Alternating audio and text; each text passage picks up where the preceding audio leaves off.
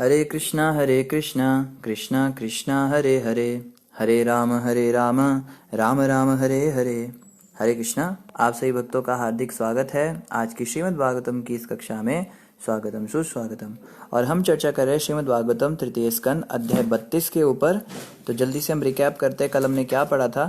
कल हम पढ़ रहे थे कि कपिल भगवान बता रहे थे देवहूति माता को कर्म बंधन के विषय में, और इस संदर्भ में उन्होंने बताया कि जो अच्छा गृहस्थ होता है वो किस प्रकार से मन निग्रह करता है और इंद्रियों पे संयम रखता है, किस प्रकार से वो लोभी लालची नहीं होता, और सारा साज सामान स्त्री धन पुत्र ये सब होने के बावजूद भी उनसे आसक्त नहीं होता।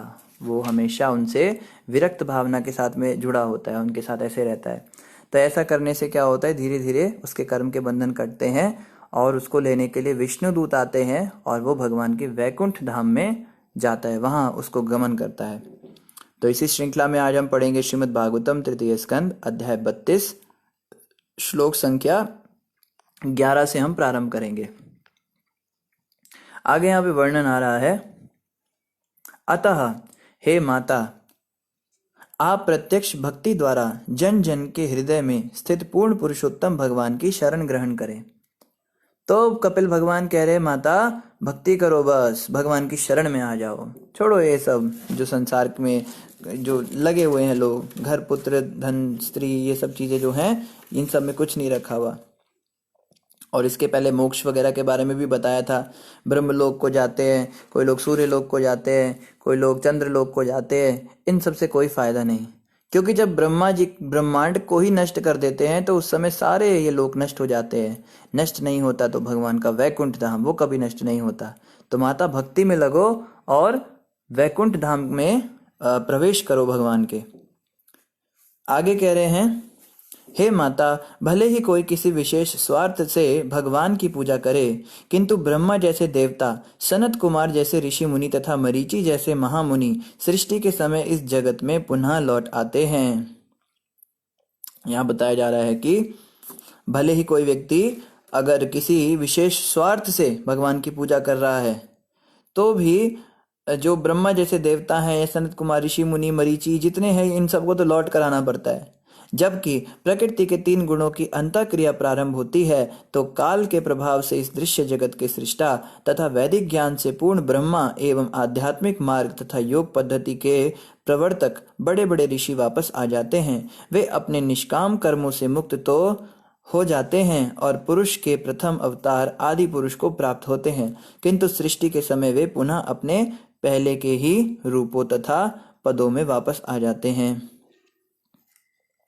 तो यहाँ पे बताया जा रहा है कि अगर स्वार्थ से भक्ति करेंगे, निष्काम भक्ति नहीं करेंगे, सकाम भक्ति करेंगे, कुछ स्वार्थ रखेंगे बदले में कि मैं कृष्ण की भक्ति करूं तो मुझे ये लाभ हो जाए वो लाभ हो जाए, तो ऐसे लोगों को जन्म जन्मांतर में के चक्कर में पड़ना पड़ेगा, आवागमन में पड़ना पड़ेगा। तो पहले तो बताया कि माता देवी देवताओं की भक्ति बंद करो, उसमें भी फिर कृष्ण की भक्ति में भी बताया सकाम भक्ति भी बंद करो।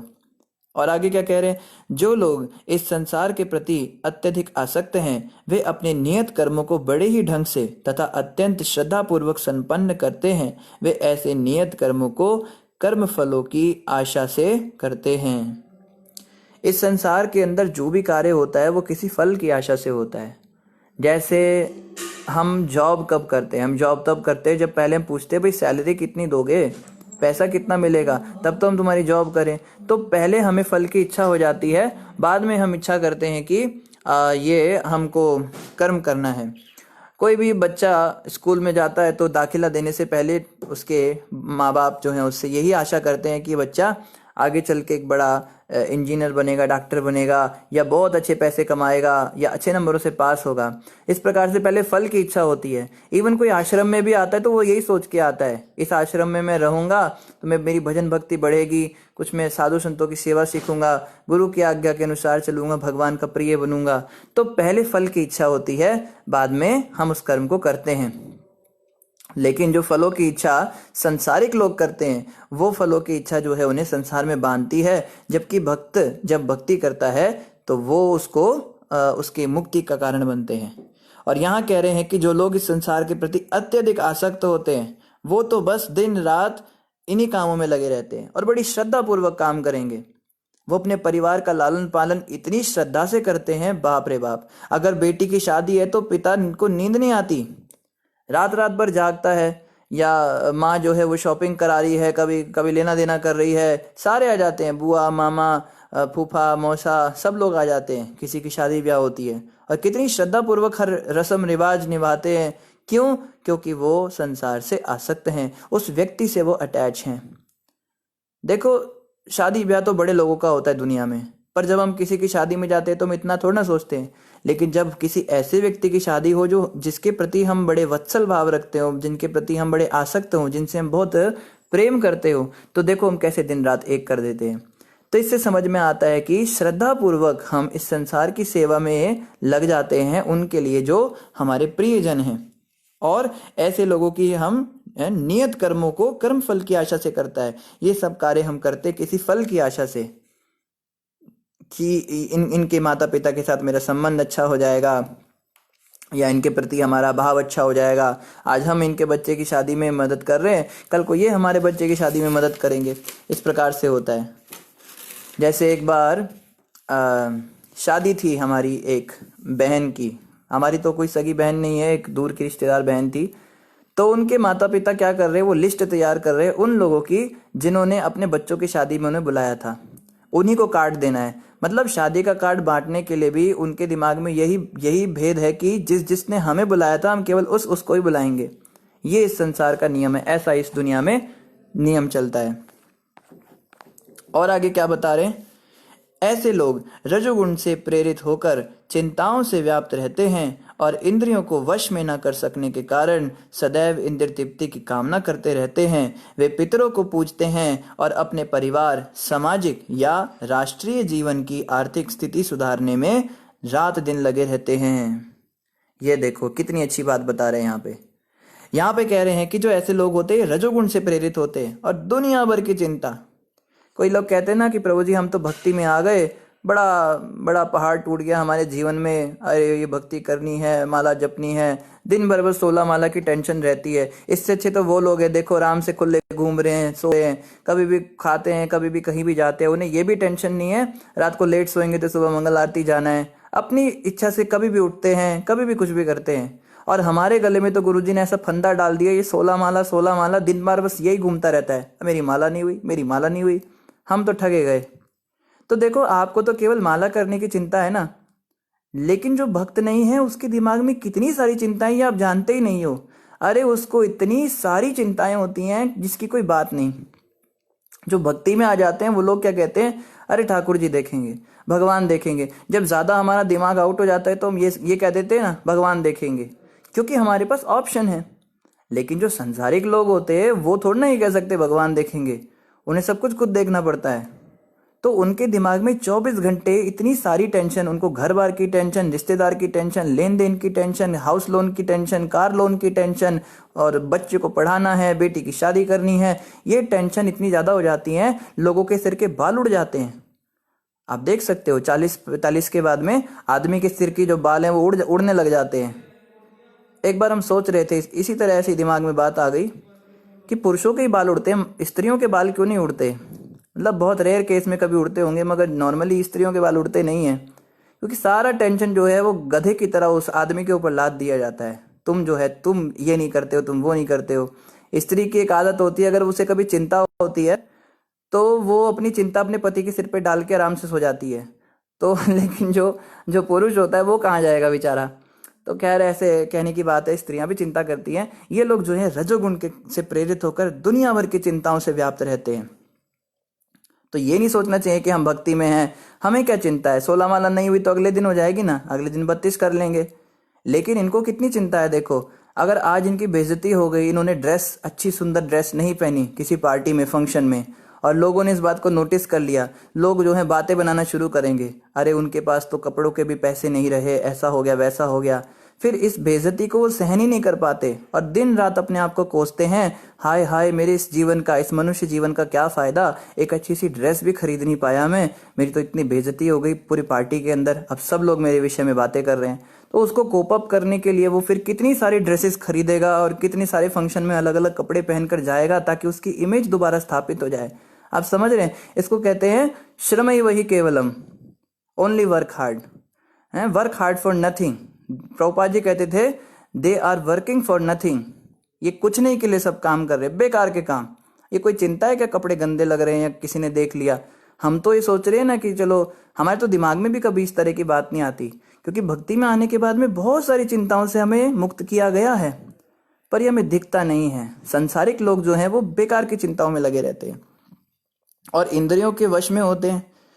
उनकी इंद्रियां जो हैं बहुत ज़्यादा भड़कालू होती हैं, आंखें इतनी इतनी प्रबल होती हैं उनको दृश्य देखने के लिए, दिखाने के लिए। कभी मसूरी जा रहे हैं, कभी मनाली जा रहे हैं, कभी ऊपर जा रहे हैं, कभी नीचे जा रहे हैं, कभी राफ्टिंग कर रहे हैं, कभी क्लाइंबिंग कर रहे हैं, कभी माउंटेनिंग कर रहे हैं, कभी लॉन्ड्रिंग कर रहे हैं, कभी अफ्रीका के अंदर वो पिंजरे के अंदर सांपों के साथ फोटो खिंचा रहे हैं, क्योंकि इंद्रियां वश में नहीं है, घुमक्कड़ स्वभाव के हैं। कान इंद्रिया, कानों की जो इंद्रिया, उनकी तृप्ति के लिए दुनिया भर का म्यूजिक सुनते हैं। अपने घर में वो स्टीरियो लगाएंगे और वो पता नहीं क्या क्या लगता है आजकल, इतने सारे वो स्पीकर लगा देते हैं कमरे में, होम थिएटर बनाएंगे, इतने इतने पैसे उसमें बर्बाद करेंगे केवल कानों की तृप्ति के लिए।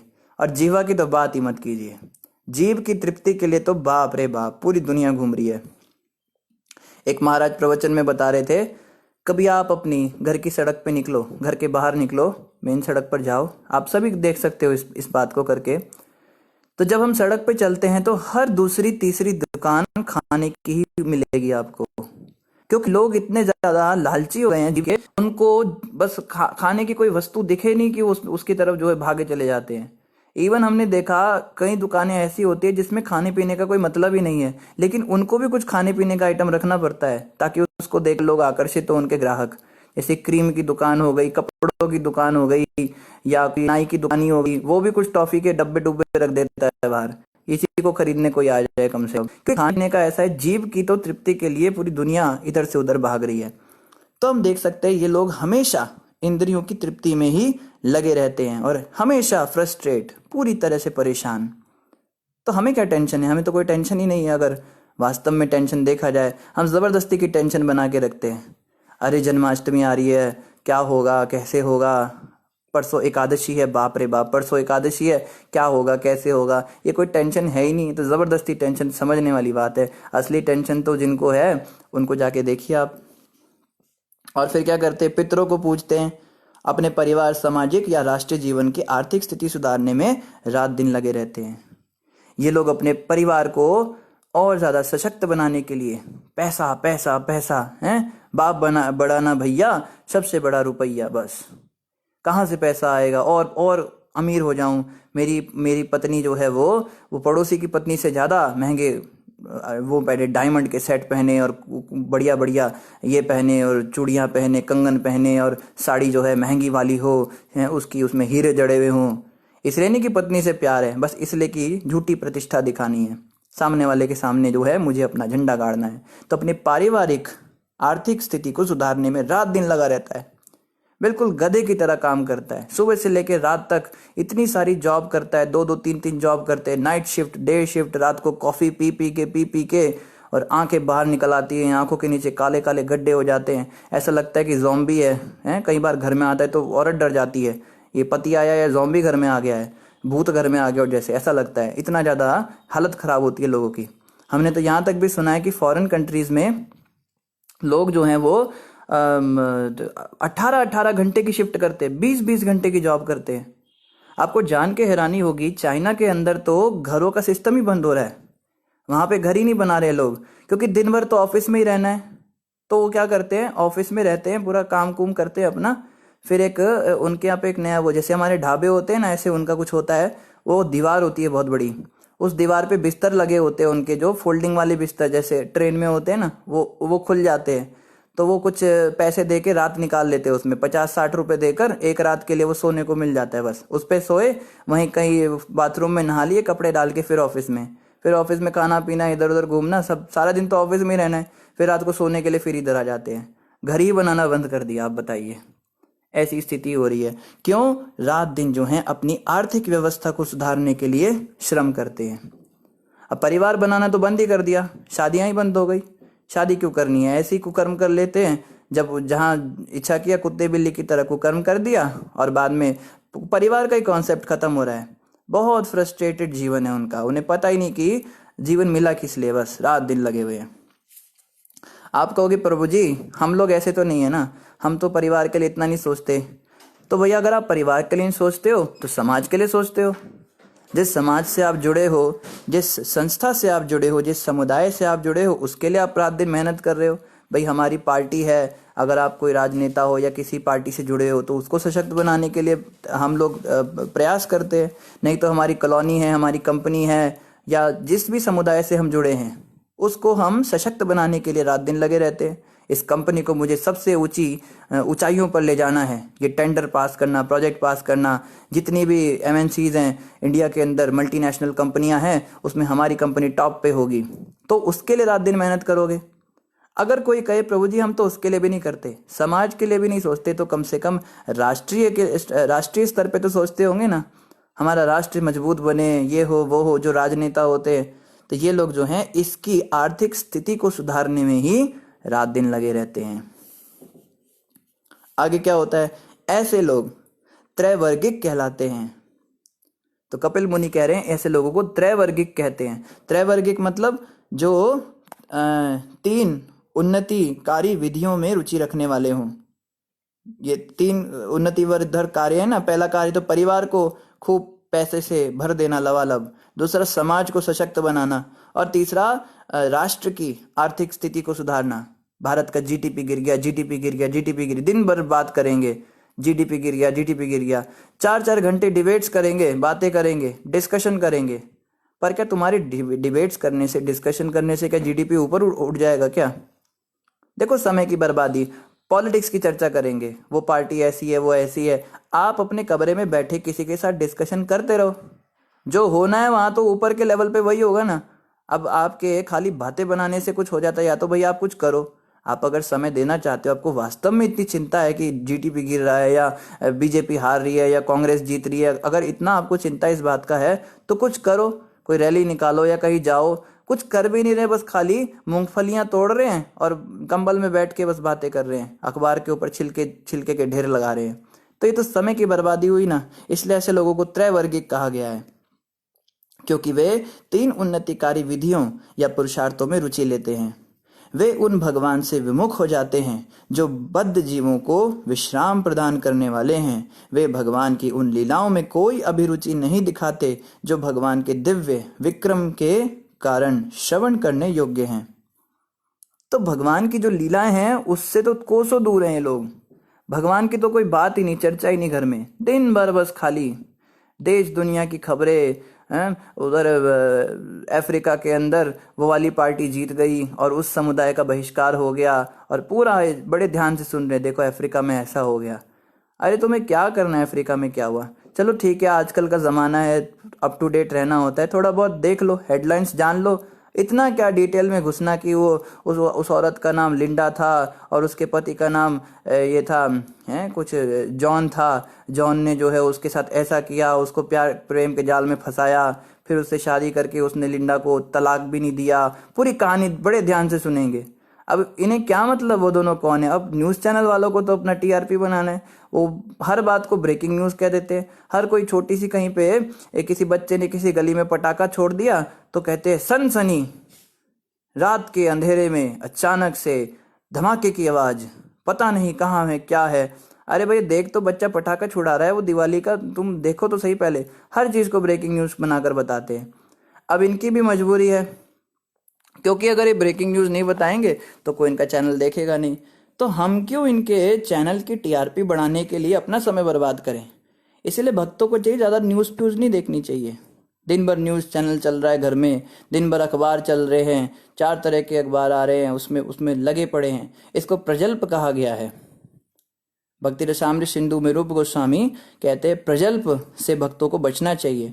तो प्रजल्प का मतलब होता है जो भी बात कृष्ण से संबंधित ना हो उसे प्रजल्प कहते हैं। चाहे वो हमारी गॉसिप्स हो, हमारी बातें हो, इधर उधर की बातें, फैशन इंडस्ट्री की बातें, दुकान मकान की बातें, या उसकी वो बीवी भाग गई, उसकी पोती की शादी हो गई, उसको लड़का हो गया, और ये सब बातें करते हैं। या फिर ये सब न्यूज़पेपर और ये न्यूज़ चैनल्स, तो ये सब प्रजल्प है, इससे भक्तों को बचना चाहिए।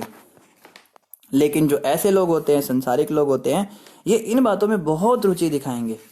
इनके पास जाके अगर आप हरे कृष्णा भी कर दोगे ना, तो आप देखोगे आपसे 20 मील दूर चले जाएंगे, भाग जाएंगे।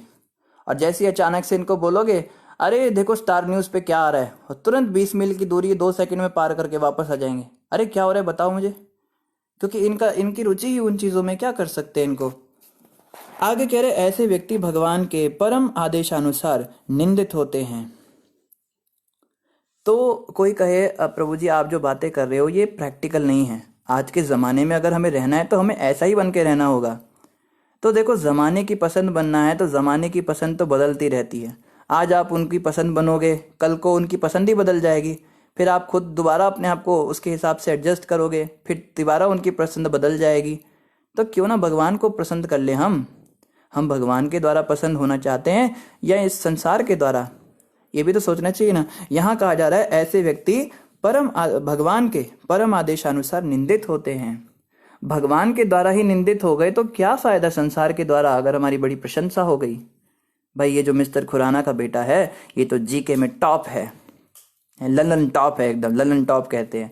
जैसे कई बार हमारे रिश्तेदार कहते हैं निकम्मी हो गई तू तो निकम्मा हो गया, कुछ पढ़ाई लिखाई नहीं, बस दिन भर हरे कृष्णा हरे राम करता रहता है या करती रहती। देख देख तेरी बुआ का लड़का कितना आगे निकल गया, उसने एनडीए का फॉर्म भरा और आर्मी में सेलेक्ट हो गया।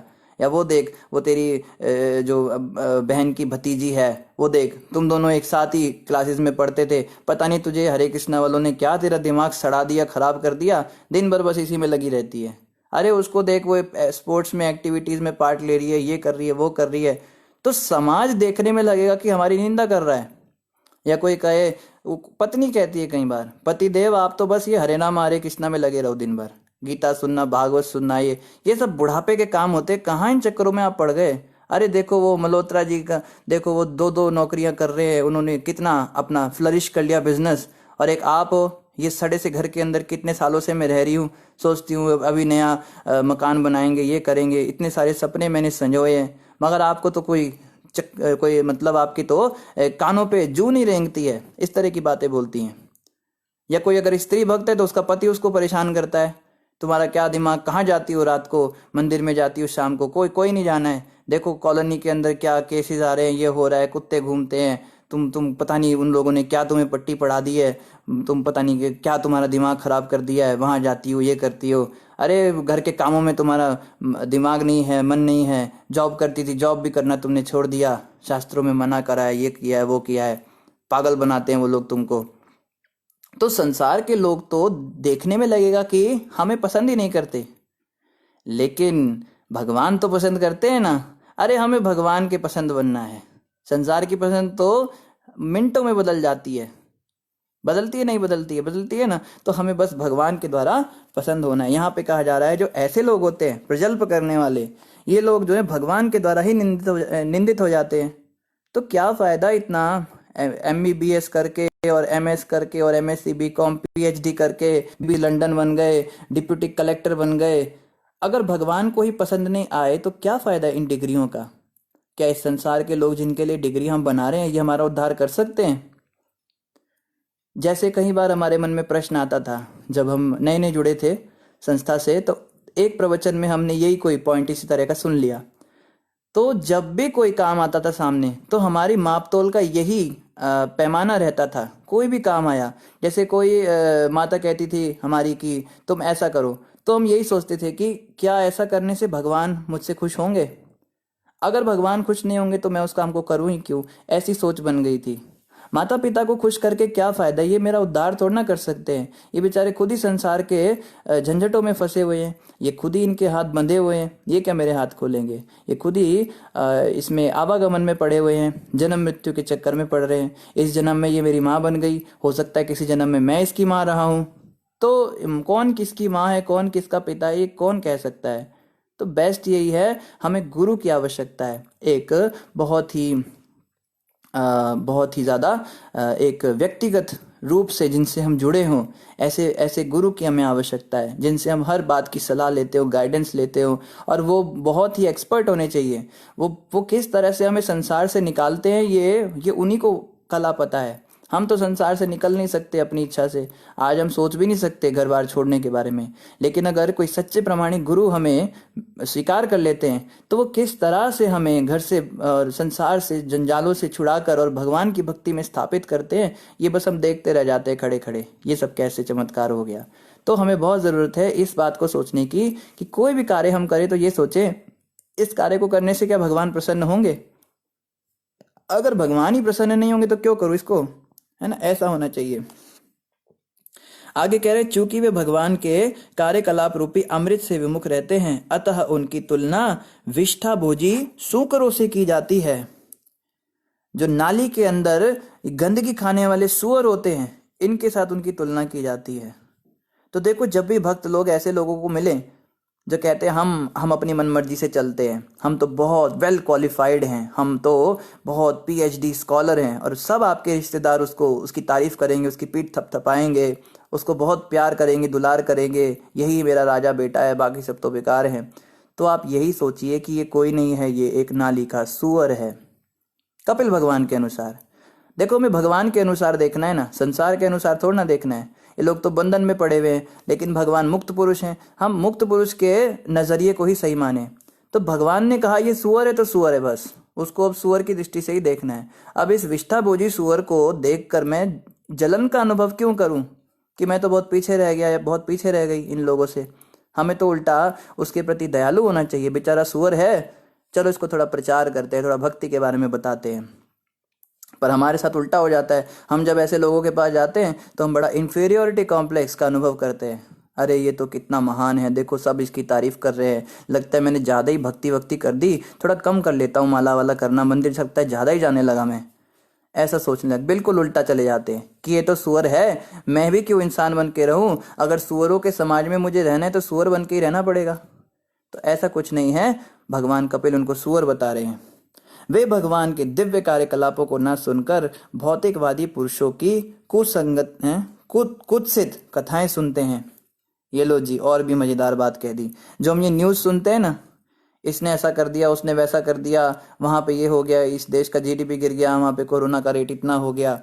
तो यहाँ पे कपिल भगवान कह रहे हैं ये क्या है, ये भौतिकवादी पुरुषों की कुत्सित कथाएं हैं, ये उनकी फालतू की घटनाएं हैं, फालतू की कथाएं सुनता है। भगवान की कथा नहीं सुनेगा। उसको अभी हीर और रांझे की कथा सुना दो, वो इतनी तल्लीनता से सुनेगा। उसको रोमियो जूलियट की कथा सुना दो, उसको लैला मजनू की कथा सुना दो, बहुत ध्यान से सुनेगा कोई भी व्यक्ति, जनसाधारण। लेकिन भगवान की कथा सुनाओ तो भाग जाएगा। तो ये सुअरों के लक्षण हैं। अगर ऐसे लक्षण किसी में दिखाई दें आपको, तो यही सोचना चाहिए बेचारा भी ये मनुष्य होकर भी सुअरों जैसे चेतना बनाए हुए है। और आगे क्या कह रहे हैं, ऐसे भौतिकतावादी व्यक्तियों को सूर्य के दक्षिण मार्ग से पितृलोक जाने दिया जाता है, किंतु वे इस लोक में पुनः आकर अपने अपने परिवारों में जन्म लेते हैं और जन्म से लेकर जीवन के अंत तक पुनः उसी तरह कर्म करते हैं। ये जो लोग होते हैं, भौतिकवादी व्यक्ति होते हैं, ये मरने के बाद फिर से इस संसार में आ जाते हैं और उसी परिवार में दोबारा जन्म लेते हैं, क्योंकि उस परिवार में इनकी मोह आसक्ति अटकी रहती है ना। मरते मरते भी अपने घर को देखते हैं, अपना पैसा गिनते हैं, इतने सारे पैसे बनाए थे, सब छोड़ के जाना पड़ रहा है, कैसे होगा, क्या होगा। तो आसक्ति इतनी ज़्यादा उस घर से थी, दोबारा उसी घर में पैदा हो जाते हैं। अब अगर पाप कर्म ज्यादा हुए तो मनुष्य जन्म भी नहीं मिलेगा, उसी घर में कोई छिपकली बन जाएगा, कोई सांप बन जाएगा, बिच्छू बन जाएगा, मक्खी मच्छर बन जाएगा, लेकिन उसी घर में वापस आएगा। कुत्ता बन के कई लोग वापस आ जाते हैं घर में। जैसे एक कैलाश की कथा आती है।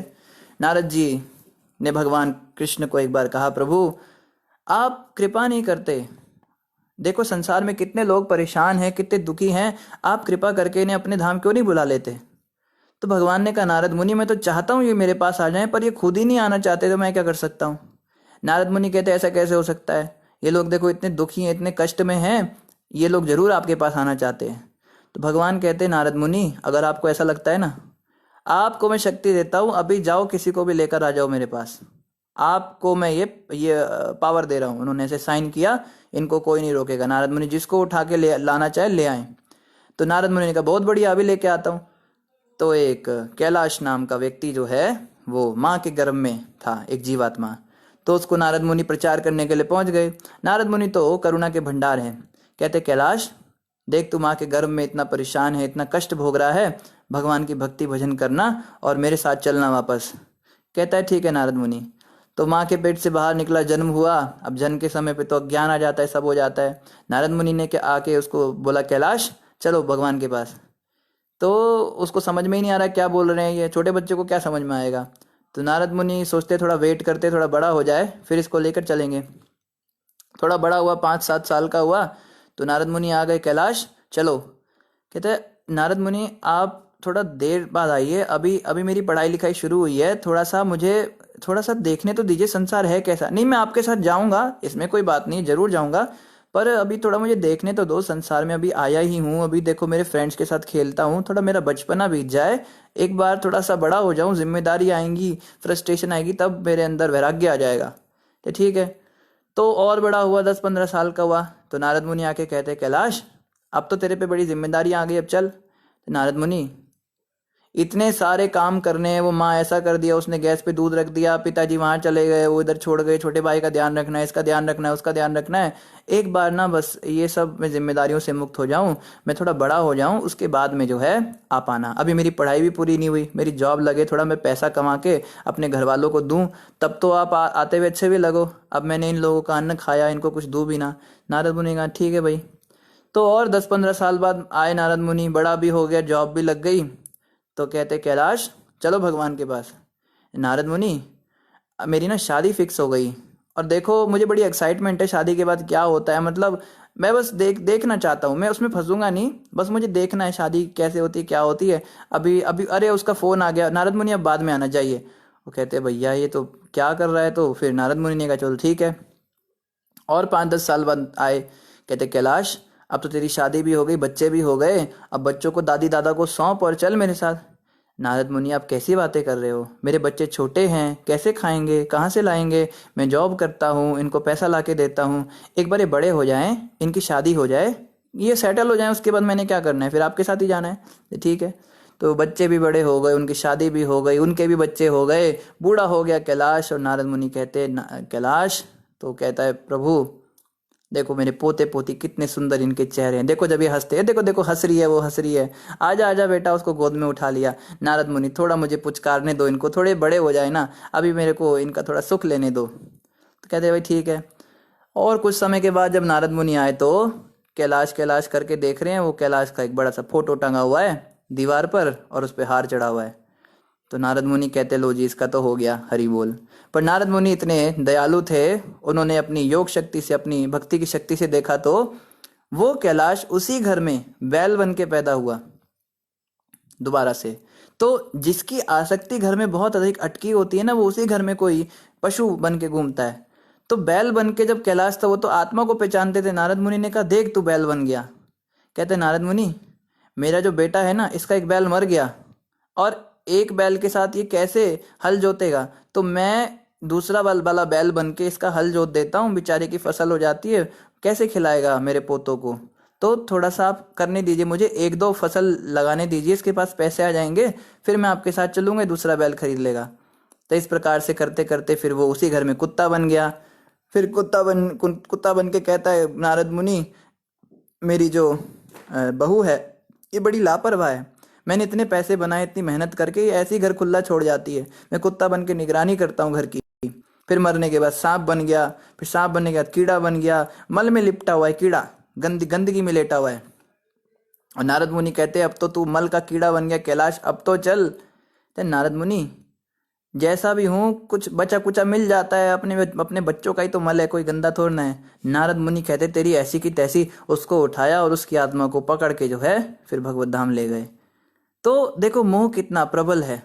तो समझने की बात है जो कपिल मुनि यहाँ पे कह रहे हैं कि अगर हम अपने घर परिवार से बहुत अटैच रहे ना, तो दोबारा से हमें इस संसार में या इसी घर में आना पड़ेगा।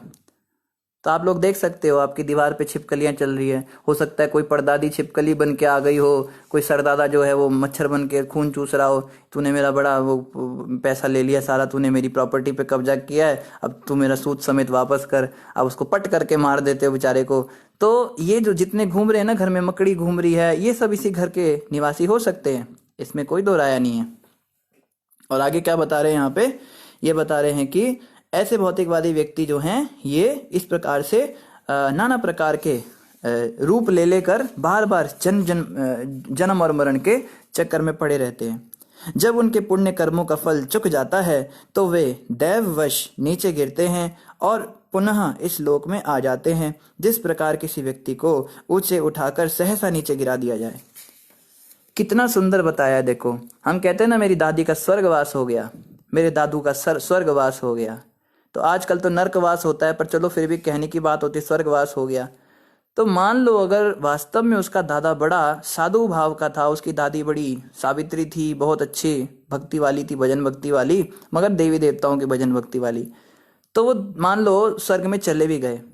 तो स्वर्ग में जाके क्या होता है, अब जितने पुण्य यहाँ पे इकट्ठे किए, स्वर्ग में जाके उनके बदले में हमें भोग करने को मिलता है। वहाँ पे ऐश्वर्य मिलते हैं, वहाँ पे बहुत सुंदर म्यूजिक होगा, बहुत सुंदर वातावरण होगा, बहुत सुंदर शरीर होगा, नाना प्रकार की भोग की वस्तुएं होंगी। लेकिन फ्री का नहीं है। इस संसार में जितने आपने पुण्य करे हैं, उन पुण्य कर्मों के स्वरूप वो आपको मिला है। मान लो कोई व्यक्ति 2000 रुपये लेकर रेस्टोरेंट में जा रहा है, तो वो रेस्टोरेंट में कब तक रुक सकता है? कितना रेस्टोरेंट में कब तक रुक सकता है? रेस्टोरेंट में तब तक रुक सकता है जब जेब में 2000 रुपए है। अब 2000 में से 500 का उसने कुछ खा लिया, 500 का और कुछ खा लिया, 200 का कुछ खा लिया, 100 रुपए का कुछ खा लिया, इस प्रकार से करते करते उस 2000 रुपए समाप्त हो गए। तो अब रेस्टोरेंट वाले क्या करेंगे? उसको और खाने देंगे? कहेगा अरे मेरे पैसे खत्म हो गए, पर थोड़ा सा तो मेरे पे रहम करो, मैं इतने समय से तुम्हारे यहाँ बैठा हूँ, तुम्हारे साथ हूँ, ये तेरे जैसे कितने आते कितने जाते, निकल यहाँ से बाहर। उसको बाहर निकाल देते हैं। तो इस प्रकार से स्वर्ग के अंदर जब हमारे पुण्य समाप्त हो जाते हैं तो हमें नीचे फेंक दिया जाता है, वहां से जाइए आप, हो गया आपका बाय बाय, और लात मार के फिर से इस संसार में गिरते हैं आके। और कपिल भगवान कह रहे हैं ये ऐसा ही है जैसे किसी व्यक्ति को बहुत ऊंचा उठाओ और अचानक से वहां से गिरा दो। मान लो किसी को बिल्डिंग पे चढ़ा रहे हो, अरे आप तो इतने महान हैं, आप और ऊपर जाइए और ऊपर जाइए, फिर अचानक से उस बिल्डिंग से धक्का दे दो, हो गया बस आपका। तो कितना बुरा लगता है। किसी को बहुत ऊंची ऊंची पद प्रतिष्ठा मिली हो, किसी के प्रमोशन पे प्रमोशन हुए हो, बहुत ऊंची रैंक का अफसर रहा हो, पुलिस अफसर रहा हो, आर्मी का अफसर रहा हो, और अचानक से एक दिन रिटायरमेंट का दिन आ जाए, अब आपको जो है सहसा ऊपर से एकदम नीचे गिरा दिया। कहाँ उसको, जब वो घर से बाहर निकलता तो सब लोग सलामी ठोकते थे, जहां जाता था सब उसके पैर छूते थे, और कहाँ आज वो बूढ़ा बन के अपनी बहू के ताने सुनता है कि ये बुढ़ा मरता नहीं है, ये बुढ़ा कब मरेगा। उसको सलामी ठोकना तो दूर की बात, संसार के लोग उसको देखकर प्रणाम तक नहीं करते, उसका चेहरा भी नहीं देखना चाहते, मुंह घुमा के चले जाते हैं। ऐसे अहंकारी लोगों का बहुत ही बुरा हाल होता है बुढ़ापे में, क्योंकि इन्हें असलियत दिखती है कि वास्तव में सलामी मुझे नहीं कर रहे थे, सलामी कर रहे थे मेरे पोस्ट को, जो मेरे हाथ से चली गई, तो आज देखो कितना बुरा। तो चढ़ा चढ़ा कर जब गिराया जाता है तो कितना बुरा लगता है। इसी प्रकार इस स्वर्ग में, चंद्रलोक में या देवलोक में, पितृलोक में जाना है। इनमें जाने के बाद अचानक से हमें इस संसार में जब घिरना पड़ता है तो बहुत कष्ट होता है, बहुत कष्ट होता है। और आगे बता रहे हैं, अतः देयरफॉर, इसीलिए हे माता, अतः हे माता, मैं आपको सलाह देता हूं कि आप भगवान की शरण ग्रहण करें, जिनके चरण कमल पूजनीय हैं। इसे आप समस्त भक्ति तथा प्रेम से स्वीकार करें, क्योंकि इस तरह से आप दिव्य भक्ति को प्राप्त हो सकेंगी। तो पहले तो कपिल भगवान ने कहा देखो संसार की तो बात ही मत करो, संसार के अंदर आप सुख भोगने की कोशिश करोगी माता, तो वो तो है ही नहीं, वो लोग तो सुअर हैं, उनकी तो बात ही नहीं करनी। और उसके बाद का अगर आप पूजा पाठ करते हो, भक्ति करते हो, तो स्वर्ग लोक और इन लोकों में जाने के चक्कर में मत पड़ो। कोई कोई कुंडलिनी जागृत रहते हैं आजकल, कोई कहते हैं आंखें बंद करके हम ब्रह्म का ध्यान करेंगे, कई लोग कहते हैं हम आपको ऐसा मेडिटेशन कराएंगे आप भगवान ही बन जाओगे, भगवान में मिल जाओगे। इन सब चक्करों में नहीं पड़ना माता, क्योंकि इन जगहों पे जाने के बाद सहसा आपको नीचे गिरा दिया जाएगा। इसीलिए मेरी सलाह है माता, भक्ति करो भगवान की और कृष्ण के धाम चली जाओ बस। क्यों? क्योंकि इस तरह आप दिव्य भक्ति को प्राप्त हो सकोगी। जब आप भगवान की भक्ति करके भगवान के धाम चले जाओगे तो फिर आपको ना तो वापस आना होगा और वहां पे सब प्रकार की सुख सुविधाएं मिलेंगी। और भगवान कृष्ण के धाम में क्या मिलता है? स्वर्ग का जो राज्य है, स्वर्ग के अंदर जो अप्सराएं हैं, वहां का जो सोमरस का पान है, या जितने वहां पे वन है या उद्यान है, गार्डन है, ये सब गौलोक के आगे एक कंकड़ पत्थर से ज्यादा कुछ नहीं है। गौलोक का क्या ऐश्वर्य है! गौलोक धाम का पीछे आया था वर्णन, जिन लोगों ने भी रेगुलर सुना है, दूसरे स्कंद में आया था वैकुंठ धाम में क्या होता है।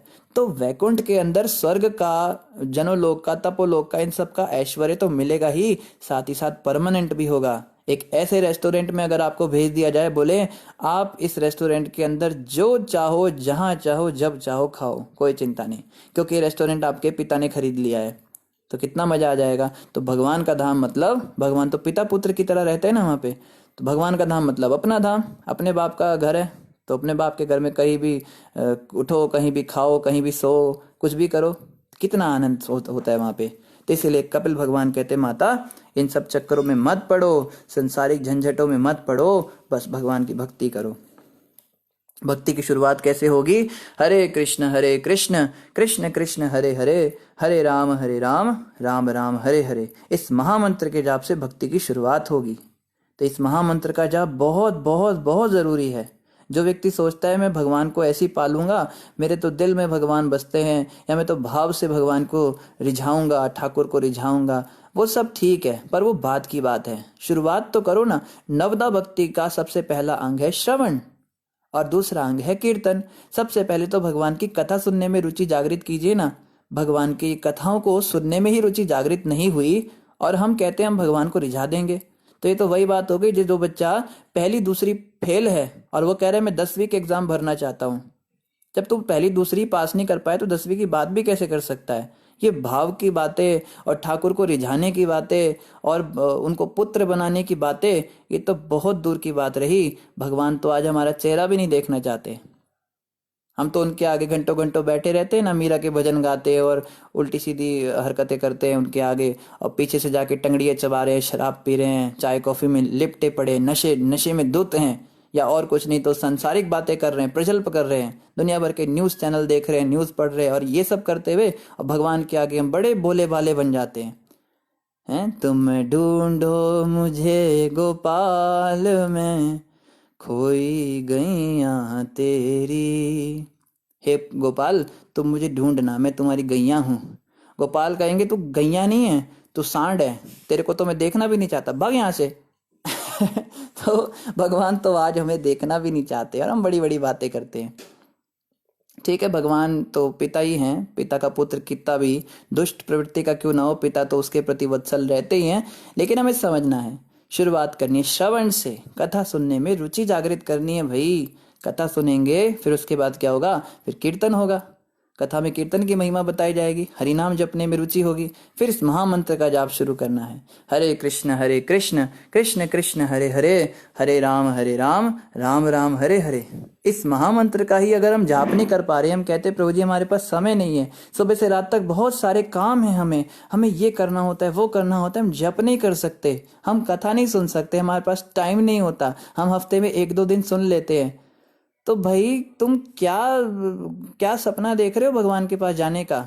इस झूठे अभिमान में क्यों जी रहे हो? इस गलत फहमी का क्यों शिकार होते हो कि भगवान मिलेंगे, जब आज भगवान को तुम समय नहीं दे पा रहे हो? और कर क्या रहे हो? मान लो कोई कहे भाई हम तो बहुत बिजी हैं, हमें बड़ी सेवाएं होती है, कर क्या रहे हो? विषय भोग, इंद्र तृप्ति, अपने परिवार का लालन पालन करने के लिए जो कार्य करता है व्यक्ति, वो क्यों करता है? क्योंकि वो परिवार से मोहित है। पड़ोसी के परिवार का तो पालन आप करते नहीं हो। तो जो व्यक्ति बड़े ठोर में कहते हैं, बड़ा ठोक के कहते हैं मैं अपने परिवार का पालन करता हूँ, मुझे काम करना होता है, मुझे जॉब पे जाना होता है, तो परिवार का पालन करके क्या तुम इतना महान काम कर रहे हो? ये तो जानवर भी करते हैं ना।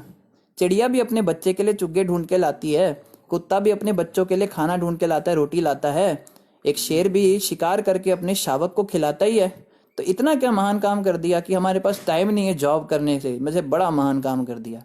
अरे ये सब तो चलता रहेगा, ये तो हर योनि में करना ही है, मरने के बाद दोबारा से जन्म लेना किसी जानवर की योनि में, तब भी यही चलता रहेगा, तो वो तो करना ही है। इसका ये मतलब भी नहीं है कि परिवार का पालन ना करें, वो तो करना ही पड़ेगा। अब क्या करना है, संसार में आए हैं तो जीना ही पड़ेगा। जीवन है अगर जहर तो पीना ही पड़ेगा, कोई बात नहीं, चलते रहने दो। लेकिन इसको हम बहाना देकर भगवान की भक्ति छोड़ दे तो ये तो कोई कोई बात ही नहीं, तो कोई बहाना नहीं। 16 माला तो प्रभुपाद जी कहते थे 16 is minimum, 16 round is nothing. 16 माला तो कुछ भी नहीं है। ये तो इंसान बनने के लिए, जानवर जो होता है वो 16 माला नहीं कर सकता। तो हरे कृष्ण महामंत्र की 16 ही माला अगर हम जप नहीं कर रहे हैं तो क्या हम भक्ति कर रहे हैं। बहुत ही दुख होता है सुन के हमें जब भक्त लोग ऐसी बातें करते हैं। हमारे पास, हम दुकान पे होते हैं, हमारे पास टाइम नहीं है, हम जो है हम जॉब करते हैं, हमारे पास टाइम नहीं है, हमारे ट्यूशन्स होते हैं, हम बहुत पढ़ाई कर रहे हैं, हम तैयारी कर रहे हैं, हमारे एग्जाम चल रहे हैं, हमारे पास टाइम नहीं है। अरे 16 माला का तो टाइम निकालो ना। 16 माला ही नहीं करोगे तो क्या भक्ति। तो श्रवण और कीर्तन ये जो है ये फर्स्ट क्लास और सेकंड क्लास है। फिर धीरे धीरे 9th क्लास तक पहुंचेंगे, फिर भगवान भी मिलेंगे। तो हमें जो है भाव और भक्ति की बातें तब तक नहीं करनी जब तक श्रवण और कीर्तन में हमारी रुचि नहीं। और आगे क्या कह रहे हैं, कृष्ण चेतना में लगने और भक्ति को कृष्ण में लगाने से ज्ञान, विरक्ति तथा आत्म साक्षात्कार में प्रगति करना संभव है। हे माता, अगर तुम सोचो कि मैं तो भक्ति करती रहूंगी तो मेरे परिवार का पालन कैसे होगा, तो कपिल भगवान कह रहे हैं जिसकी तुम भक्ति कर रही हो उसको क्या दिख नहीं रहा है कि तुम भक्ति कर रही हो। वो कोई निराकार थोड़ ना है। तुम तो साकार भगवान की भक्ति कर रहे हो ना, ठाकुर की भक्ति कर रहे हो। तो कृष्ण भगवान ध्यान रखेंगे ना तुम्हारा, क्यों नहीं रखेंगे। जैसे कहा है ना, होवे सच्चा प्यार क्यों ना मिले कन्हैया, मिले तार से तार क्यों ना मिले कन्हैया, होवे सच्चा प्यार क्यों ना मिले कन्हैया। चंचल मन को तुम समझा लो, हरि चरणों में प्रीत लगा लो, मन से तज अहंकार क्यों ना मिले कन्हैया, होवे सच्चा प्यार क्यों ना मिले कन्हैया। पिता ने जब प्रहलाद सताया और अगन का खंभ तपाया, नरसिंह लिया अवतार क्यों ना मिले कन्हैया, मिले तार से तार क्यों ना मिले कन्हैया। वन में बैठी भिलनी माई, राम नाम की लगन लगाई, दर्शद अवध कुमार क्यों ना मिले कन्हैया, होवे सच्चा प्यार क्यों ना मिले कन्हैया, मिले तार से तार क्यों ना मिले कन्हैया। तो बहुत ही सुंदर भजन महाराज जी गाते हैं। अगर तुम्हें भगवान से प्रेम हो जाएगा तो भगवान क्यों नहीं मिलेंगे। देखो ना, भिलनी वन में बैठी कब से इंतजार कर रही थी और भगवान को आना पड़ा, रामचंद्र जी, क्योंकि उन्होंने ये कॉन्फिडेंस दिखाया कि भगवान आप दर्शन देंगे, मुझे इस बात पे बिल्कुल विश्वास है। और 1-2 साल 3-4 साल नहीं, हजारों साल तक भिलनी ने वेट किया भगवान का, है सबरी, कितना बेसब्री से भगवान का इंतजार कर रही थी। तो राम को आना पड़ा। और हिरण्यकश्यप ने अपने बेटे प्रहलाद को बोला कि क्या तुम्हें भगवान दिखते हैं हर जगह। कहता है इस खंबे में भी भगवान है। कहते बिल्कुल है। तो प्रहलाद ने इतने कॉन्फिडेंस से कहा खंबे में भगवान है, भगवान को प्रकट होना ही पड़ा। भगवान मजबूर हो जाते हैं, एक यही तो चीज है जिससे भगवान मजबूर होते हैं। नहीं, जो संसार को चलाने वाला है उसको कोई मजबूर कर सकता है क्या। कृष्ण कहते हैं भक्ति से मद भक्ति पाश दृढ़ बंधन निश्चलासन, भक्ति रूपी जो पाश है उससे तो मैं भी बंध जाता हूं। तो अगर आपके मन में ये विश्वास आ जाए कि हाँ, हम जिसकी भक्ति कर रहे हैं वो मेरी अवश्य रक्षा करेगा, तो क्यों भगवान हमारी रक्षा नहीं करेंगे, क्यों हमारे परिवार के पालन में कोई समस्या आएगी। ये अनुभव का विषय है। मैं कितने भक्तों को जानता हूँ पर्सनली, हम जानते हैं, हमारे बड़े सीनियर गुरु भाई हैं, वो बताते हैं कि प्रभु जी हमारे जीवन में इतनी चमत्कार हुए हैं कि हम बता नहीं सकते। एक प्रभु जी बता रहे थे उनकी बेटी की शादी करने के लिए एक फूटी कौड़ी नहीं थी, सारे बैंक के अकाउंट्स खत्म थे और उस समय उनका बिजनेस भी गिर गया। उनके पार्टनर ने उनको धोखा दे दिया और उनका सारा बिजनेस ठप हो गया। उनका जो बेटा था वो भी बड़ा परेशान और माँ भी बड़ी चिंतित हो गई, बेटी शादी के लायक हो गई, क्या करें कैसे करें। तो ये तो प्रभु जी जुड़े हुए थे, गुरु महाराज से दीक्षित थे, भक्त थे ये। तो इन्होंने गुरु महाराज को जाके बोला ऐसे ऐसे समस्या हो गई। तो महाराज ने इनको यही कहा, जिसकी भक्ति कर रहे हो वो ध्यान रखेगा, तुम इस पे विश्वास रखो। तो ये बताते कुछ दिनों बाद सामने से फोन आया एक डिवोटी फैमिली का, और वो अच्छे खासे पैसे वाले लोग कहते हैं आपकी लड़की को हमने उस फंक्शन में देखा तो हम चाहते हैं कि हमारी बहू बने वो। और इन्होंने कहा मेरे पास आपको देने के लिए मेरी बेटी के अलावा कुछ नहीं है। तो उन्होंने कहा हमें कुछ नहीं चाहिए, सब कुछ हम करेंगे। और ये बताते हैं क्या धूमधाम से शादी हुई। तो भी इन्होंने सोचा, इनके मन में एक आई प्रभु जी के, मैं बेटी दे रहा हूँ तो कुछ तो दहेज दूं, कुछ तो अपनी बेटी को गिफ्ट दूं। ऐसे भी ठीक नहीं है, वो लोग तो कुछ डिमांड नहीं कर रहे हैं पर मेरा भी तो फर्ज बनता है। तो बताते हैं अचानक से इनका बेटा इनके पास आया और आके कहता है पापा ये जो ये देखो 2 लाख रुपए आए हैं। कहते 2 लाख रुपए कहाँ से आ गए? कहते ये फलाने ने आपसे इतने साल पहले कोई कर्जा लिया था तो उसने अब चुका दिया उसको।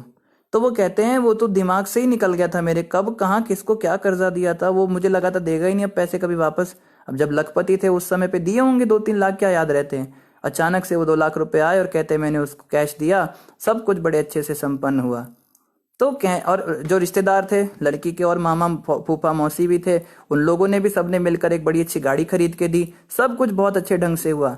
और ये प्रभु जी अब जो हैं पूरी तरह विरक्त होकर वानप्रस्थ आश्रम में हैं, अब ये मंदिर के अंदर इतनी अच्छी सेवा करते हैं। तो एक है ये, तो ऐसे कितने और भक्तों ने हमें कितना कुछ बताया।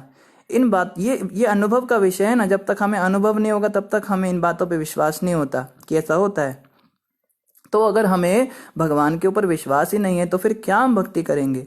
कभी कभी रिस्क लेना पड़ता है और रिस्क लेना ही चाहिए। कहते हैं ना जब कृष्ण से आपने इश्क किया है तो उसमें रिस्क भी लेना पड़ेगा। एक भक्त कहते हैं रिस्क तो लेना पड़ेगा।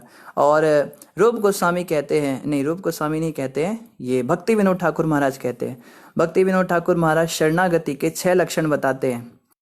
तो जो शरणागति भगवान कृष्ण की, उसमें एक लक्षण वो बताते हैं अवश्य रक्षिबे कृष्णा, कृष्ण मेरी अवश्य रक्षा करेंगे, कृष्ण मेरा अवश्य पालन करेंगे। कृष्ण को करना ही होगा क्योंकि उन्होंने वचन दिया है गीता में, अनन्याश्चिन्तयन्तो माम ये जना पर्युपासते तेषां नित्याभियुक्तानां योगक्षेमं वहाम्यहम्। जो अनन्य भाव से मेरी भक्ति करेगा, जो किसी और को नहीं मानेगा, केवल मेरी भक्ति करेगा और सतत करेगा, ऐसे भक्त की जो भी आवश्यकताएं हैं उसको मैं अपने कंधे पर उठा कर आऊंगा। वहाम्यहम् का मतलब होता है मैं वहन करूंगा उसको, खुद अपने कंधे पर उठाकर उसका सामान लाऊंगा। और क्या, जो उसके पास सामान है उसकी रक्षा करूंगा। तो इस प्रकार का अगर हमारे अंदर एटीट्यूड है, हमें भगवान पे भरोसा है, अगर हमें विश्वास है कि हाँ कृष्ण जरूर मेरी रक्षा करेंगे, वो अवश्य, वो अपने भक्त को ऐसे देख ही नहीं सकते। मेरे कर्म कितने भी खराब हो, कितना भी बुरा समय चल रहा हो, लेकिन भगवान अवश्य कृपा करेंगे। ऐसे बाट जो होता है भगवान की कृपा की, तो ठाकुर जी इतनी कृपा करते हैं। ये तो हमने सुदामा लीला में देखा ना, कितने सालों तक सुदामा गरीबी में रहे, पर उन्हें विश्वास था कि कृष्ण मेरी अवश्य रक्षा करेंगे, सुधारेंगे मेरे दिनों को। हालांकि उनके कर्म कुछ खराब हो गए थे, तो कृष्ण ने अपने जैसा सेम टू सेम महल बनाकर दे दिया उनको। कृष्ण इतने उदार हैं, जब देने पे आते हैं तो देते देते वो लक्ष्मी को भी देने वाले थे। तब वो रुक्मिणी माता ने भगवान का हाथ पकड़ लिया, प्रभु ये क्या कर रहे हो, मेरे को भी सुदामा को दे दोगे क्या? तो भगवान थोड़ा सा डाउन हुए। फिर सुदामा कहते प्रभु बहुत दे दिया, रहने दीजिए। तो इतना भगवान जब देने पे आते तो देखते नहीं है। फिर जैसे शिला प्रभुपाद जी के पिताजी गौर मोहन डे प्रभुपाद जी को कहा करते थे, भगवान के पास 10 हाथ होते हैं। जब भगवान तुमसे छीनना चाहेंगे तो तुम कैसे बचा सकते हो अपने आप को?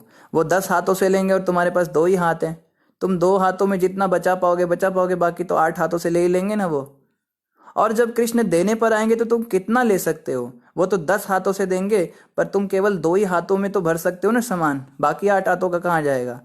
तो ये कृष्ण का स्वभाव है कि जो उनकी भक्ति करता है उसकी वो अवश्य रक्षा करते हैं। इस प्रकार का हमें विश्वास होना चाहिए और इस प्रकार हमें सांसारिक क्रियाकल्प जो हमारे आसपास के ये जो सुअर वृत्ति वाले लोग कर रहे हैं, हम इसमें ना फंसे, हम भक्ति में ज़्यादा समय दे, उसको इम्पोर्टेंस दे। घर मकान दुकान और जॉब और ये सब तो चलता रहेगा, ये भी ज़रूरी है, इसको भी करना है, मगर थोड़ा थोड़ा रिस्क भी लेना है। इतना ज़्यादा देखो, हमें पता होता है क्या चीज़ बहुत इंपॉर्टेंट है। जो बहुत ज़्यादा ज़रूरी मीटिंग नहीं है, अगर आपके ऑफिस में ना जाने से ऑफिस ही बंद हो जाएगा तो अलग बात है, या आपके ओवर टाइम करने से जो आपको 2-3 हज़ार रुपये एक्स्ट्रा मिल रहे हैं उससे आपको लगता है कि मेरे बच्चे मर जाएंगे अगर वो पैसा मुझे नहीं मिला, तो अलग बात है। लेकिन अगर उसके बिना गाड़ी चल रही है तो हमें अपनी आवश्यकताओं को मिनिमम रखना चाहिए और एक्स्ट्रा समय जो है वो भक्ति में देना चाहिए। हम क्या करते हैं, अपने लालच के कारण एक्स्ट्रा समय सबके पास होता है, इतना कोई 24 घंटे तो प्राइम मिनिस्टर नरेंद्र मोदी भी 24 घंटे में इतने व्यस्त नहीं है। वो भी योग को और साधना को समय देते हैं, 2-3 घंटा सुबह उठ के करते हैं वो भी। तो प्रधानमंत्री से भी ज़्यादा आप व्यस्त हो गए क्या? इतना व्यस्त तो कोई नहीं होता कि बिल्कुल प्रभु जी माला का तो समय ही नहीं है हमारे पास। 16 माला करने के लिखा है, उसमें 2 घंटे लगते हैं, और ये भागवत का प्रवचन है, इसमें 1 घंटा लगता है, और ये भी हम खाते हुए या इधर उधर काम करते हुए भी सुन सकते हैं। इतना भी अगर कोई नहीं कर रहा है तो क्या वो भगवान से एक्सपेक्ट कर रहा है? अब तो भगवान हाथ जोड़ देंगे आके, बस भाई इससे ज़्यादा मैं कुछ नहीं कर सकता तेरे लिए, इतना तेरे को सहूलियत दे दी, अब तो तू मेरे हाथ जुड़वा ले।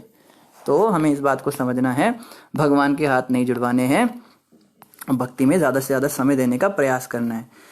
इन्हीं शब्दों के साथ आप सभी का धन्यवाद। कल हम यहीं से कंटिन्यू करेंगे। तो किसी भक्त का कोई प्रश्न है तो वो पूछ सकते हैं कमेंट पर, उनको उत्तर कमेंट पर मिल जाएगा। अजय कुमार सेन कह रहे हैं, हरे कृष्णा प्रभु जी, दंडवत प्रणाम। थैंक यू प्रभु जी, आपकी लाइव सुन के बहुत अच्छा लगता है। धन्यवाद अजय कुमार जी, आप सुनते हैं, इस बात को देखकर हमें भी बहुत अच्छा लगता है। और जितने भी भक्तों ने हरे कृष्णा लिखा है उन सभी को हमारी ओर से भी हरे कृष्णा, दंडवत प्रणाम। मनोज शर्मा जी कह रहे नाइस एक्सप्लेनेशन। मनोज जी, ये सब गुरु महाराज की कृपा है, हमारे प्रभुपाद जी की कृपा है, हमारी वाणी में तो कोई शक्ति नहीं, पर उनकी कृपा से सब कुछ संभव हो रहा है। और इसके अलावा निधि माता कह रही है, प्रभु जी पितृलोक में कौन जाता है? निधि माता, पितृलोक में पापी आत्माओं को जाना पड़ता है जनरली, या कोई एक पुण्य आत्मा है उसको भी जाना पड़ता है। भक्त कभी पितृलोक में नहीं जाते। पितृलोक बेसिकली ऐसा होता है जैसे आप रेलवे स्टेशन पर जाओ और आपकी गाड़ी को भी 2-3 घंटे आने में, तो वहाँ पे एक वेटिंग रूम बना होता है। तो वेटिंग रूम में बैठ के आप वेट करते हो मेरी गाड़ी आएगी। अब किसकी गाड़ी कहाँ जाएगी ये सबका अलग अलग होता है, लेकिन वेटिंग रूम में सब इकट्ठे बैठे होते हैं। तो वेटिंग रूम में खाने पीने का तो कोई व्यवस्था होता नहीं। ऐसे ही पितृलोक होता है, जैसे ही कोई व्यक्ति मरता है तो वो पितृ बन जाता है। पितृलोक जो है स्वर्ग लोक के बराबर में बताया है भागवत में, वहां पे होता है। तो वहां पे हमारे पितृ जाते हैं, हमारे दादा परदादा सब। फिर जो है यमराज के पास एक एक करके सबकी सुनवाई होती है, जिसके जितने पुण्य हैं पाप हैं सबका लेखा जोखा करके उनको फैसला दिया जाता है, भाई इसको इतने इतने पापों की सजा दी जाए, और पुण्य जो है इसके लिए इतने साल इसको नरक, कितने साल स्वर्ग, सब कुछ वहां सुनाया जाता है। तो जब तक हमारी बारी आती है तब तक हमको पितृलोक में रहना पड़ता है। और पितृलोक में खाने पीने की कोई व्यवस्था नहीं होती, वहां पे कपड़ों की कोई व्यवस्था नहीं होती, रहने की कोई व्यवस्था नहीं होती। तो यहाँ पे संसार में जब कोई पुत्र पिंड दान करता है अपने पिता का, तो वहां पे पितृ के पास वो पहुंचता है। यहाँ तो हम ब्राह्मण के मुख में जो जो भोजन देते हैं वो सब अपने हमारे पितृ को ऊपर मिलता है। इसलिए पिंड दान बहुत जरूरी है। आजकल के लोग पिंड दान भी नहीं करते। जो ब्राह्मणों को भूमि दान करता है उसको, उसके पितरों को वहां पे रहने के लिए जगह मिलती है। जो वस्त्रों का दान करते हैं वहां उनको कपड़े मिलते हैं, नहीं तो ऐसे ही नंगे पुंगे घूमते हैं पितर। कई लोग जो पिंडदान वगैरह नहीं करते, बड़े पाप कर्म करते हैं, उनके पितर सपने में आकर उनको परेशान करते हैं कि तुम्हारे कारण हम दुखी हैं, कुछ तो करो। पर अगर हम अपने बच्चों को आगे ये अच्छे मॉरल एजुकेशंस नहीं देकर जाएंगे, ये सब हम नहीं सिखा के जाएंगे, तो ये बच्चे भी कहाँ पिंडदान करेंगे हमारा, तो हमारी भी दुर्गति होगी ऊपर। इसलिए बच्चों को संस्कार देना बहुत ज़रूरी है। पर आजकल के माँ बाप संस्कार क्या देते हैं, और उल्टा उन्हें कहते हैं सब तो बेटा अंधविश्वास है, इस ब्राह्मण को तो खिलाएगा तो ऊपर थोड़ा ना कहीं चला जाएगा, वो तो इसके पेट में चला गया। अब आप बताइए, अगर इस भारत के अंदर मैं रहता हूँ और मेरी माँ लंदन में रहती है, मैं यहाँ पे बैंक में पैसे डिपॉजिट कराता हूँ, तो वहाँ लंदन में मेरी माँ को वो पैसे मिल जाते हैं और डॉलर बन के मिलते हैं। तो कोई प्रश्न कर सकता है भाई ये पैसे तो बैंक अकाउंट वाले जो भैया हैं इनकी जेब में चले गए, तो माँ के पास कैसे गए? तो ये व्यवस्था होती है, सिस्टम होता है। इसी तरह से जब इस संसार के, इस छोटे से संसार के अंदर इतना अच्छा सिस्टम है, तो क्या भगवान का सिस्टम नहीं हो सकता ऐसा कि यहाँ पे इनको खिलाएं और उनको वहां पे मिल जाएगा? तो मूर्ख लोग तो बेकार के तर्क करते हैं, मगर इन बातों पे हमें विश्वास करना है, क्योंकि शास्त्रों की बातें हैं। साल में एक बार जब हम पिंडदान करते हैं तो पितरों को 1 दिन का खाना मिलता है। ऐसा टाइम लैप्स होता है कि पितृलोक पर जब 24 घंटे का एक दिन बीतता है, तो यहाँ पृथ्वी पर 365 दिन का एक साल बीत जाता है। तो साल में एक बार पिंडदान करने से वहां पर ऊपर उनको मिलता है, तो वो पितृलोक में। और कहा गया है जो भक्ति करते हैं, भगवान कृष्ण की भक्ति में लगे हैं, उनके तो पितरों को भी भगवत धाम की प्राप्ति हो जाती है। प्रहलाद महाराज कहते हैं, आगे भागवत में आएगा ये वर्णन, प्रहलाद महाराज बताएंगे जो शुद्ध भक्त होते हैं, जो भक्ति करते हैं भगवान की, निष्काम भक्ति करते हैं, पूरी तरह समर्पित हो जाते हैं, उनके पिता दादा, परदादा, सरदादा, 7 पीढ़ियां ऊपर की और 7 जो आने वाली हैं सब तर जाती हैं, सबको वैकुंठ की प्राप्ति होती है। ये भक्ति मार्ग इतना अच्छा है। इसीलिए कोई अगर घर छोड़ के ब्रह्मचारी बन जाता है, सन्यासी बन जाता है, तो उसके घर वाले जो है मातम मनाते हैं, हाय मेरा बच्चा चला गया, एक ही पैदा किया था, बूढ़ा छोड़ के चला गया, हमारी बुढ़ापे की लाठी टूट गई, हे विधाता क्यों ऐसा कहर बरसाया। अरे जो बच्चा गया है वो अगर भक्ति करेगा, आपने तो जीवन में कभी भक्ति की नहीं, आपको भी तारेगा और आपके पिता दादा सबको तार देगा। तो इसीलिए पहले जमाने में सब पुत्र की कामना करते थे, हमें लड़का पैदा हो, लड़का पैदा हो। लड़का तो सब चाहते हैं पर पता किसी को नहीं लड़का क्यों चाहिए होता है।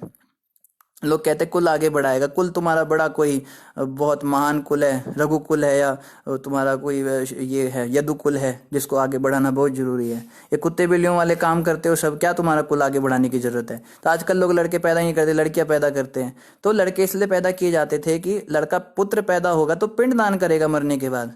पर आजकल के पुत्र तो पिंडदान करते ही नहीं है। तो ये पैदा हो या ना हो, पुत्री हो पुत्र, कोई फर्क नहीं रह गया अब इन बातों से। तो माता, हमें आशा है कि आपको समझ में आ गया होगा। थोड़ा ज़्यादा ही डीप में चले जाते हैं कभी कभी हम। कविता माता कह रही है, हरे कृष्णा प्रभु जी, जब बच्चों के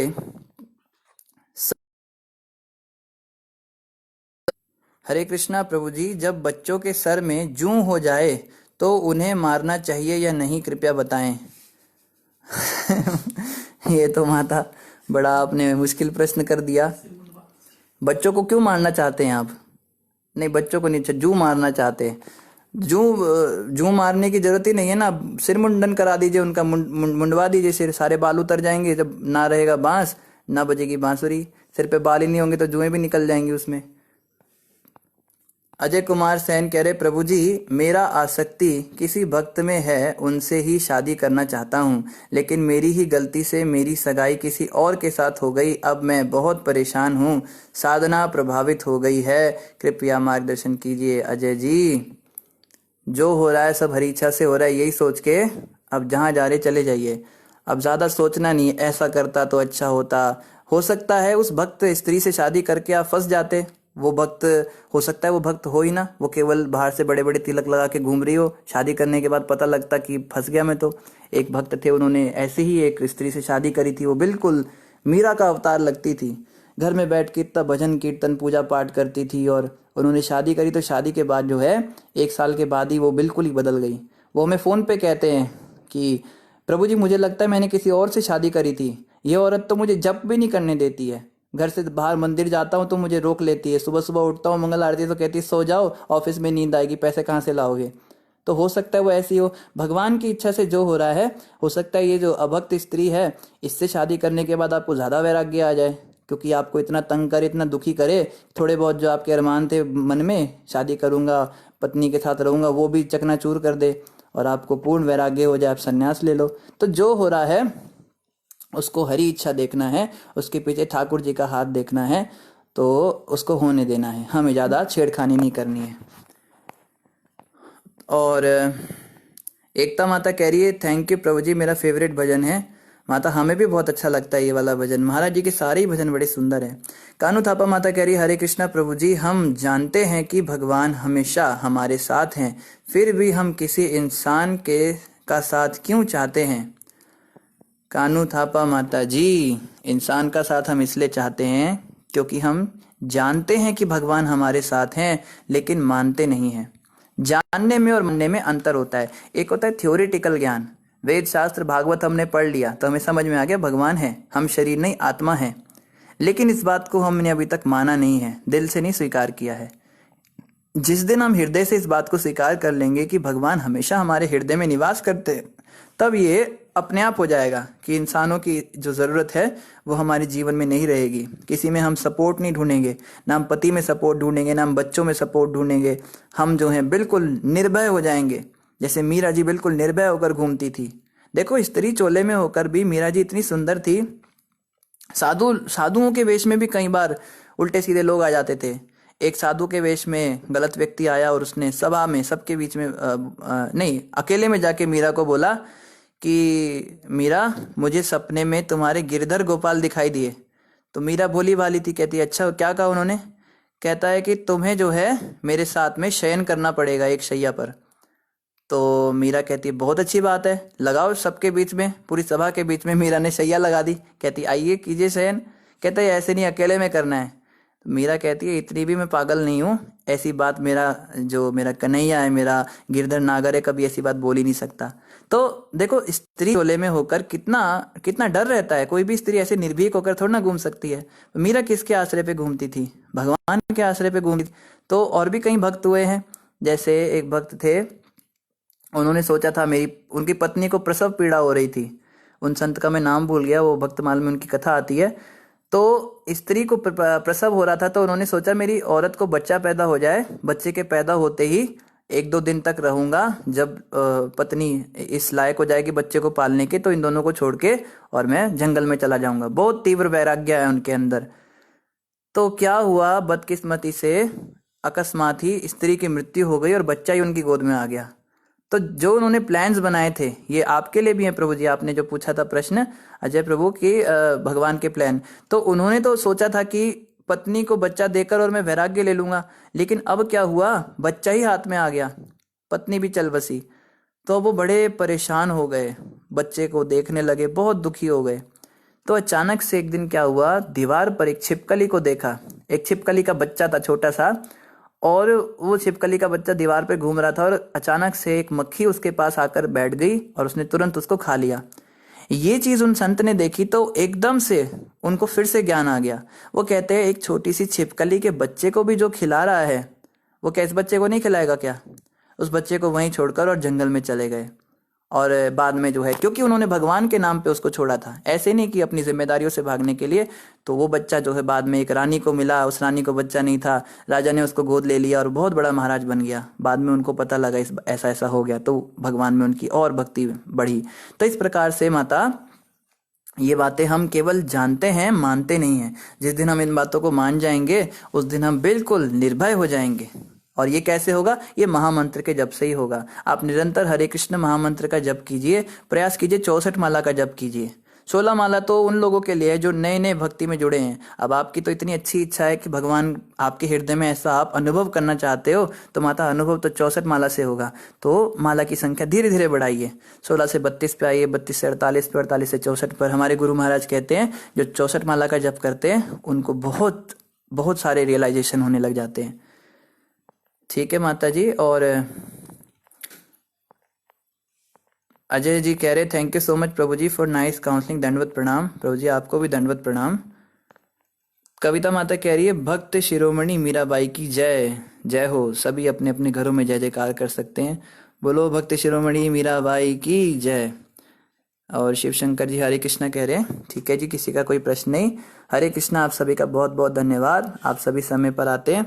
और इन्हीं शब्दों के साथ आप सभी का धन्यवाद। जगत गुरु शिला प्रभुपाद की जय, गौर भक्त वृंद की जय, श्री गुरु महाराज की जय, ग्रंथराज श्रीमद् भागवतम महापुराण की जय। हरे कृष्णा।